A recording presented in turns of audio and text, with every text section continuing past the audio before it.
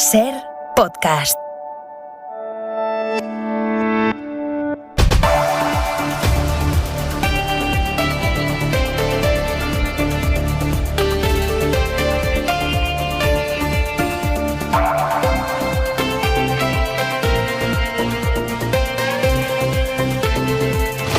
Buenas tardes. Ahora mismo nos metemos de lleno en la respuesta del Gobierno a las palabras de Otegi, en el aval del Supremo al nombramiento de Dolores Delgado como fiscal general y en el último episodio del pulso de las eléctricas al Gobierno. Pero antes, para abrir este Hora 25, un llamamiento en el Día Mundial contra el Cáncer de Mama. El llamamiento de la diputada de Unidas Podemos, Aina Vidal, que estuvo enferma de cáncer y que hoy les ha pedido desde el Congreso hoy a todas las mujeres de España que aprendan a tocarse las tetas, que es muy importante, creo que es un grito en este caso, que es necesario, que simplemente es una cuestión en este caso pues de aprendizaje, que está divertido y que nos puede salvar nuestra salud y nuestra vida y que es fundamental. Así que, por favor, tocaros las tetas.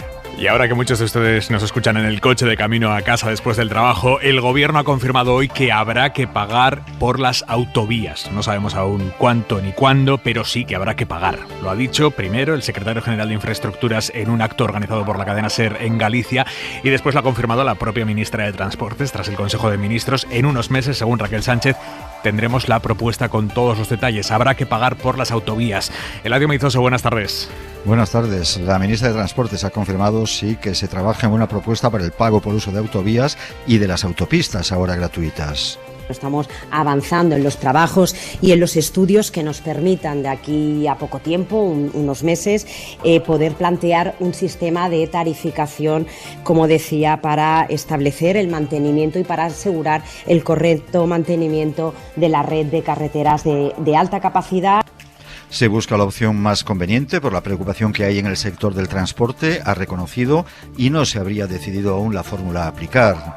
La propuesta se piensa someter a debate, reflexión, consenso político, eso ha dicho, pero con la voluntad firme del Gobierno de sacar adelante ese sistema de tarificación que ya tienen, insiste, 24 de los 27 países de la Unión Europea. Tampoco ha concretado precios orientativos por kilómetro, remitiéndose también aquí al diálogo, para asegurar que en cualquier caso su propuesta minimizará el impacto en los usuarios. La fecha tope, 2024, en que vence el compromiso del Gobierno con Bruselas. Pero atención, porque si se apuran los plazos al máximo, habrá en medio unas elecciones generales. Es llamativo porque el PSOE, que hace tiempo mantenía que no habría que pagar, ahora está en el sí. El PP, que cuando gobernaba llegó a encargar un informe para planificar este pago de las autovías, no para ver si había que pagar o no, sino para planificar ya el pago de las autovías. El PP ahora critica que lo vaya a hacer este Gobierno. Y si se termina haciendo, a ver con qué voto se aprueba, porque Podemos acaba de advertir de que no apoyará ninguna medida que haga pagar a la gente trabajadora, dicen. O se mantienen las autovías gratuitas, advierte Echenique, o se exime del pago a rentas bajas y medias, transportistas y otros profesionales.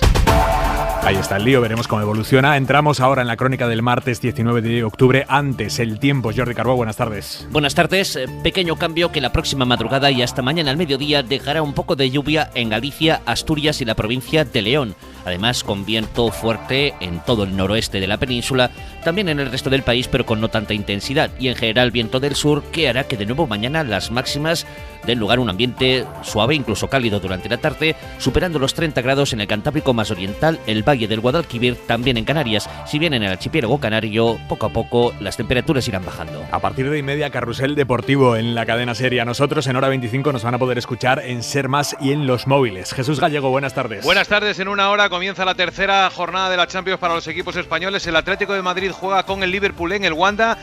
Simeone va a colocar a Condovia de central, arriba Griezmann y Joao Félix titulares, Suárez suplente, y el Madrid juega en Ucrania con el Shakhtar. Ancelotti apuesta en el medio por Modric, Kroos y Casemiro. Lucas Vázquez y Mendy van a ser los laterales del Real Madrid. Y también tenemos en juego jornada en segunda división, 2 partidos en la segunda mitad: Cartagena 0, Sporting 0 y Huesca 0, Málaga 0. Empieza Hora 25. Hoy hemos escuchado por primera vez al Gobierno central valorar las palabras que pronunció ayer Arnaldo Otegi, diciendo que la izquierda abertzale siente el dolor de las víctimas de ETA y que ese dolor nunca se tendría que haber producido. Reconoce el Gobierno que lo que dijo ayer Bildu está bien, es literal, pero la ministra portavoz Isabel Rodríguez se ha centrado en el camino que todavía le queda por recorrer a la izquierda abertzale. Consideramos que este es un paso insuficiente, que además deberían pedir perdón y que han de pasar de la palabra a los hechos. y que, por ejemplo, deberían condenar cuando se producen homenajes o manifestaciones en honor de condenados etarras al salir de las cárceles. Por lo tanto, el gobierno se limita a su perfil institucional parejo al que escuchamos ayer por parte del gobierno vasco, más duro con la izquierda abertzale de lo que fue ayer el propio Partido Socialista, que sí valoró con énfasis las palabras de Otegi. Y la muestra de cómo ETA, incluso 10 años después del fin del terrorismo, sigue atravesando e intoxicando todo el debate político, es que se acaba de frustrar en el Senado una declaración institucional que estaban negociando todos los partidos y que incluía una condena a la violencia que ejerció la banda terrorista. Se acaba de frustrar, como digo, no va a salir adelante. Javier Torres, buenas tardes. Hola, buenas tardes. Así es, Aimar. Los socialistas han decidido parar las conversaciones sobre el borrador de declaración institucional que esta mañana anunciaban en la Junta de Portavoces del Senado y que en un principio, y sin tener acceso al texto de la misma, provocaba la feroz crítica de los populares, que luego han accedido a negociar un borrador que, como dices, no va a poder ver la luz. Renuncian a esa declaración los socialistas que en un principio se pretendía leer en el pleno de mañana, y se renuncia porque creen los socialistas que se está utilizando políticamente y sobre todo porque aseguran no quieren que se enturbie el aniversario del fin de ETA ni instrumentalizarse. Los populares, por su parte, solo hablan de un borrador que se estudia y del que han tenido conocimiento otros grupos de la Cámara Alta, entre los que se encuentra, y esto es interesante, el que forman Esquerra y H. Bildu. El Partido Vasco no se había pronunciado todavía sobre el borrador que ha estado circulando desde este mediodía. Javier, gracias. Hasta luego. Precisamente allí en el Senado hoy hemos vuelto a escuchar esta tarde al PP justificar los abucheos que recibió el presidente del gobierno el pasado 12 de octubre durante el desfile de la fiesta nacional. Le dijeron a Sánchez de todo, ocupa, parásito, maricón, de todo. Esta tarde, en la sesión del control al gobierno, el portavoz en la Cámara Alta, Javier Maroto, el portavoz del PP, ha avalado así los abucheos. Señor Sánchez, ya puede poner las vallas del desfile de la fiesta nacional a 500 metros de distancia de usted o seguir escondiéndose detrás del rey. La gente pita la ineptitud, la mentira y la radicalidad. Y señor Sánchez, usted lleva las tres escritas en la cara. Yo no he tenido nunca ningún problema en que griten, en que abucheen. Otra cosa es el insulto, y a mí la pena que me causa escuchar al principal partido de la oposición legitimar con sus palabras los insultos me parece absolutamente contraproducente. El Tribunal Supremo ha dado hoy la razón al gobierno en que sí fue legal el nombramiento de Dolores Delgado como fiscal general del Estado. PP y Vox lo recurren porque el gobierno nombró a Delgado solo unos días después de dejar de ser ministra de Justicia. Habló entonces el PP incluso de fraude constitucional, pero hoy el Supremo dice que no hubo tal, o básicamente no ha entrado en el fondo del asunto. Simplemente ha rechazado los recursos de ambos partidos porque entienden que no están legitimados para llevar esa decisión a los tribunales. Miguel Ángel Campos. La decisión, según fuentes del Supremo, supone un portazo a los intentos de algunos partidos por judicializar la vida política. PP y Vox defendían que estaban legitimados para recurrir el nombramiento de Delgado porque sus decisiones como fiscal general podían afectar a las causas en las que pueden estar inmersos. Al tomar esta decisión, el Supremo no entra a valorar la idoneidad de Delgado como fiscal general. Tanto el PP como Vox denunciaron su falta de imparcialidad y la ultraderecha llegó a cuestionar su prestigio cuando ha sido fiscal en la Audiencia Nacional durante más de 32 años con responsabilidades en la lucha antiterrorista. Contra la sentencia no cabe recurso, aunque el PP ha anunciado ya que pedirá amparo al Constitucional. Lo ha dicho su portavoz de Justicia, Enrique López. ¿Cómo no va a estar legitimado un partido político frente al nombramiento como fiscal general del Estado de una persona que hasta ese momento había sido ministro de Justicia de un partido socialista y diputada también de este partido? Bueno, estaba hoy el PP enredado en esto cuando hemos sabido que un juez ha mandado al banquillo al PP de Valencia como partido y a 49 exconcejales y asesores que formaron parte del equipo municipal de Rita Barberá. Todos van a ir a juicio por el llamado caso Pitufeo, que es el supuesto blanqueo de 50.000 euros de una presunta caja B que tenían los populares allí en Valencia para pagar gastos electorales de la campaña de 2015. El método tampoco era muy sofisticado. Presuntamente, todo lo que les voy a contar es presuntamente, estos asesores y concejales se dedicaron a hacer donaciones de sus cuentas de 1.000 euros a la cuenta del PP y después el partido por detrás les devolvía en efectivo ese dinero con dinero negro. en concreto en 2 billetes de 500 a cada uno. Radio Valencia, Ima Pardo. El magistrado aprecia indicios de delito en la actuación del Partido Popular en la Comunitat Valenciana como persona jurídica en el delito de blanqueo, aunque la llevaran a cabo pocas personas en el círculo más estrecho de confianza de la entonces alcaldesa de Valencia, Rita Barberá. Los encausados son en su mayor parte concejales, entre ellos el vicealcalde Alfonso Grau, que actualmente está en prisión por otro caso de corrupción, el caso Azud, y asesores del grupo municipal. Es el llamado pitufeo que en una grabación desveló con detalle a su hijo, una de las concejalas implicadas, María José Alcón, que falleció en 2018. Me han dado 1.000 euros en 2 billetes de 500, dinero negro. Sí. Y yo les tenía que hacer una transferencia legal de mi cuenta, o sea, para blanquear dinero, vamos. Corrupción política total. El Partido Popular de la Comunitat, en un comunicado, respeta el auto judicial, aunque también recuerda que no es firme porque cabe recurso. Hora 25. Aimar Bretos. Ha sido muy duro hoy el debate que han tenido en el Europarlamento. La presidenta de la Comisión Europea acudía allí a la Cámara a defender su pulso a las instituciones comunitarias, un pulso en el que siguen defendiendo que la ley polaca prima sobre la europea. Esa posición del gobierno polaco y de todas las instituciones controladas por el gobierno polaco, pasando por el Tribunal Constitucional del país, esa posición coloca a Polonia al borde de la ruptura con la Unión, y la presidenta de la Comisión, Ursula von der Leyen, ha advertido de que no va a permitir que se pongan en riesgo los valores europeos.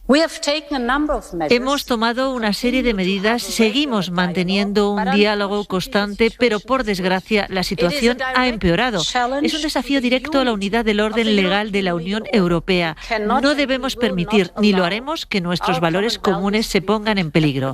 La Comisión actuará y nuestras opciones son conocidas por todos. Pero no las ha detallado. Y enfrente von der Leyen se ha encontrado con un primer ministro polaco muy soberbio en su euroescepticismo. Corresponsal Griselda Pastor. La Comisión quería seguir ganando tiempo, sí, pero Morawiecki hoy se lo ha puesto difícil, moviendo las pasiones de la derecha radical europea y recibiendo, claro, aplausos y abucheos, en un movimiento muy complicado para el resto, especialmente cuando la Francia de Macron se encamina a elecciones.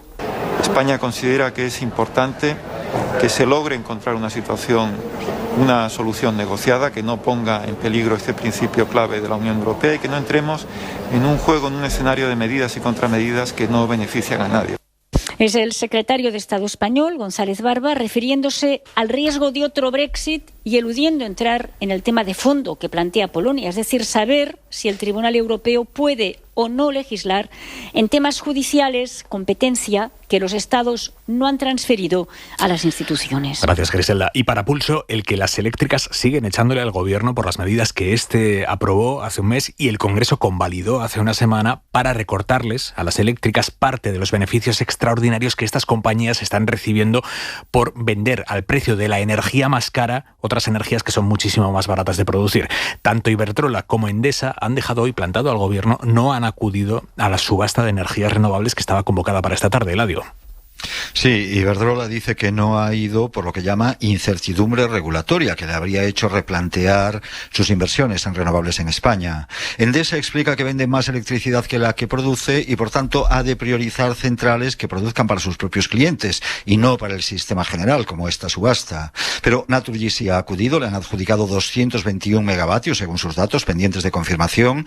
En cualquier caso, el Gobierno no ha cubierto expectativas. Adjudica 3.100 megavatios de los 3.300 subastados frente a la demanda de más de 9.000, el triple en la subasta del pasado enero. El precio medio ahora es de 30 euros megavatio hora frente a los 25 de enero, pero la vicepresidenta Teresa Rivera ha optado por una lectura positiva. Se cubre el 95% de la oferta en un momento delicado, complejo, turbulento, dice, y el precio es solo el 15% de los 200 euros actuales en el mercado mayorista y poco más de la mitad que las cotizaciones a futuro en los próximos 5 años. Pero les estamos contando en la cadena SER que el Gobierno va a competir con la banca y con los fondos de pensiones privados creando un fondo de pensiones público, un fondo para que cada autónomo se complemente su pensión o para que cada empresa pacte en la negociación del convenio con sus trabajadores un complemento privado a las pensiones que les corresponderán en su jubilación. Pero a diferencia de gestionarlo como hasta ahora, con los bancos o con fondos privados, ahora el gobierno ofrecerá ese servicio con comisiones mucho más bajas que los planes privados, hasta un tercio más bajas. Tiene esto su aquel de que hace un gobierno socialdemócrata favoreciendo, aunque sea a precios más bajos, el que cada uno se busque en el mercado un complemento a su pensión pública. Javier Ruiz, buenas tardes. ¿Qué tal? Muy buenas tardes, Aimar. Y de momento tiene hasta nombre. Fondo de Pensiones de Promoción Pública va a ser casi una marca registrada. Eso es lo que dice la ley que maneja José Luis Escrivá, el ministro de Seguridad Social, y a la que ha tenido acceso la SER. Efectivamente, lo que intenta es marcar comisiones más bajas, forzar a los planes de pensiones a rebajar las pensiones tanto como las que marca el Estado. Y efectivamente son mucho más bajas. El Fondo de Pensiones Público va a tener una comisión del 0,4% por su gestión, frente al 1,25% que cobran a día de hoy fondos comerciales, y un 0,1% por los depósitos. La mitad, el 0,2%, es lo que cobran los demás. Así que la mitad será lo público. Y efectivamente, a partir de aquí la controversia, porque esto será para empresas, para administraciones públicas, para trabajadores autónomos, pero esto no deja de ser, Aimar, como estás contando tú, un fondo privado. Es un fondo privado con aval público, pero esto no es la seguridad social y la pensión que nos pagan. Es un fondo que compite con la banca y que es estrictamente privado. De hecho, la norma del Ejecutivo obliga hasta fijar cómo se invierte. Se puede hacer inversión de riesgo cuando el cliente sea joven, y cuando te acerques a la jubilación tendrán que ser inversiones muy conservadoras para que no se pierda el dinero, por ejemplo, jugándolo en bolsa. En cualquier caso, bienvenidos, el Estado empieza a disponer fondos de pensiones privados. Hablamos a las 9 de los negocios, Ruiz. Hora 25. Aimar Bretos. La propuesta del partido de Íñigo Errejón para despenalizar los usos de la marihuana ha fracasado esta tarde en el Congreso. Tanto el PSOE como PP y Vox han votado en contra. Y también allí en el Congreso, en Comú Podem ha presentado una enmienda a la ley del solo es sí, la ley de garantía de libertad sexual que está tramitándose en la Cámara. Es llamativo porque en Comú forma parte del grupo parlamentario de Unidas Podemos, y esa ley la ha impulsado la ministra de Igualdad, Irene Montero, que es de Unidas Podemos, de Podemos en concreto. En todo caso, lo que quiere la confluencia catalana es que no se penalice a las personas que se benefician de alquilar pisos donde se ejerce la prostitución, como prevé la ley, porque dicen que hay mujeres que son prostitutas de forma voluntaria y que no se las puede castigar. Mariola Urruido, buenas tardes. Buenas tardes. Empiezan a aflorar las diferencias en Podemos en torno a la prostitución. Las catalanas de En Común, con Ada Colau a la cabeza, son partidarias de la regulación y de reconocer derechos laborales y sanitarios de las prostitutas. El 90%, por cierto, inmigrantes, y la mayoría víctimas de trata, están en contra de penalizar a los dueños de los burdeles y de atacar a la industria, como recoge la ley de libertad sexual, porque dicen que va a perjudicar a las mujeres. Fuentes de Igualdad han cuestionado además esta tarde la necesidad de una ley abolicionista como propone el PSOE. Insisten en que medidas como multar a los clientes no han funcionado y destacan también, Aimar, que buscarán el consenso para proteger a las mujeres. Gracias, Mariola. La mirada de Xavi Vidal Folk.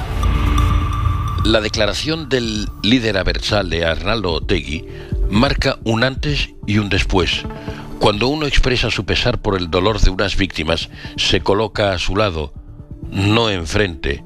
Era un acto de reparación de vida, por tanto, de equidad. Pero la nueva posición de Bildu, aunque tardía, es también políticamente un parteaguas.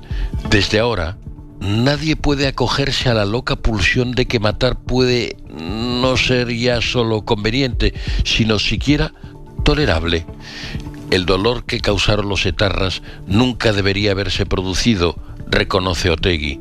La penúltima y débil coartada para la acción terrorista ha quedado así desacreditada, y para siempre. Pero le falta aún algo.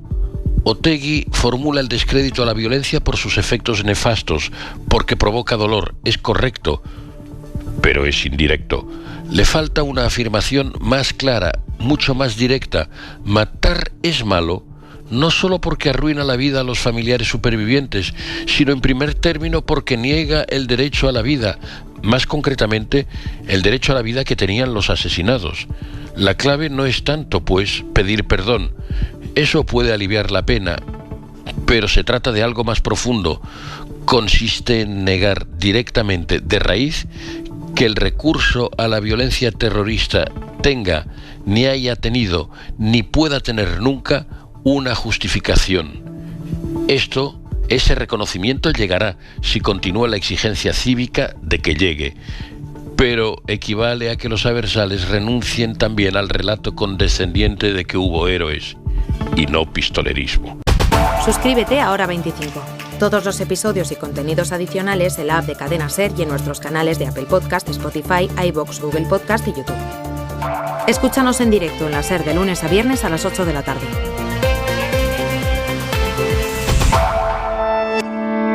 Cadena SER. La radio.